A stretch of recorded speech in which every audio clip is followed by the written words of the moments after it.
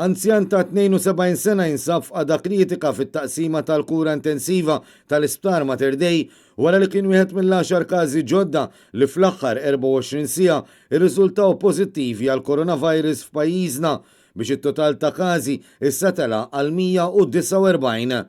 L-anzjan issa saret tielet persuna li tinsab fl-ITU kawża ta' dan il-virus wara l-każi ta' żewġ persuni oħra ta' 60 u 61 sena irrappurtati fl-aħħar jiem.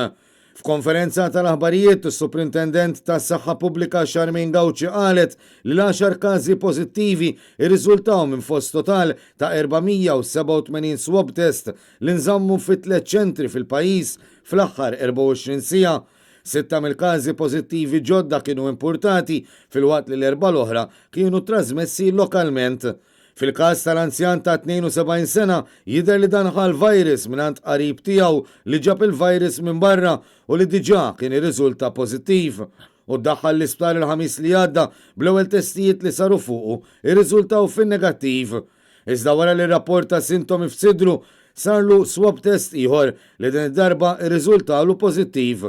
Minħabba li riżultalu pulmonite fiż-żewġ pulmuni u kellu jinżamm fl-ITU fejn ġie intubat u anke sarlu il-ventilator.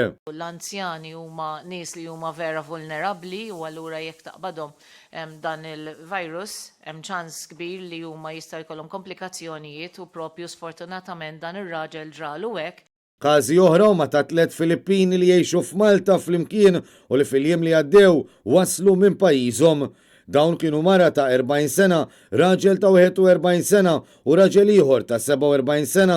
Fil-jiem li għaddew diġà kien irrappurtat ir-raba' persuna fl-istess residenza li wkoll instab pożittiv għal dan il-virus. Każ ieħor ta' raġel ta' 59 sena li ġie lura Malta mill-Ingilterra fit-19 ta' Marzu, jumejn qabel ma ħass is-sintomi. Mal-wasla tiegħu u l-familja tiegħu ingħalqu fi kwarantina.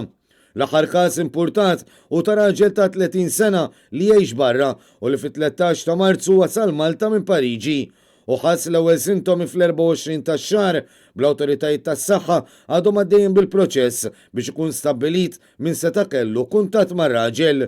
L-ewwel fost il-każi trasmessi lokalment u ta' mara ta' 34 sena li taħdem bħala healthcare worker u li ħasset is-sintomi l-ħamis li għadda. Każ ieħor ta' raġel ta' 36 sena li ħass is-sintomi tlieta li għadda u s-sieħeb ta' persuna li diġà kienet ir-riżultat fil-pożittiv. U l-aħħar każi huma ta' żewġ irġiel Indjani ta' 31 u 36 sena li jgħixu ma' Indjan ieħor li wkoll diġà kien irriżulta pożittiv għal coronavirus. Dawn ħassew l-ewwel sintomi it-tnejn u l-erba' li għaddew. Il-professur Charmaine Gauci saħqet li l-poplu jrid jidra l-istil ta' ħajja ġdida għal dan iż-żmien biex fl-eventwalità li l-virus jinxteret brata allarmanti ma ninqabdux fuq siq waħda. Appellat ukoll għas-social distancing kemm fil-post tax-xogħol kif ukoll fid-dar stess. Sostniet li dan il-perjodu se jkun qed jieħu fit-tul u għal daqstant talbet għal kooperazzjoni sħiħa mill-pubbliku.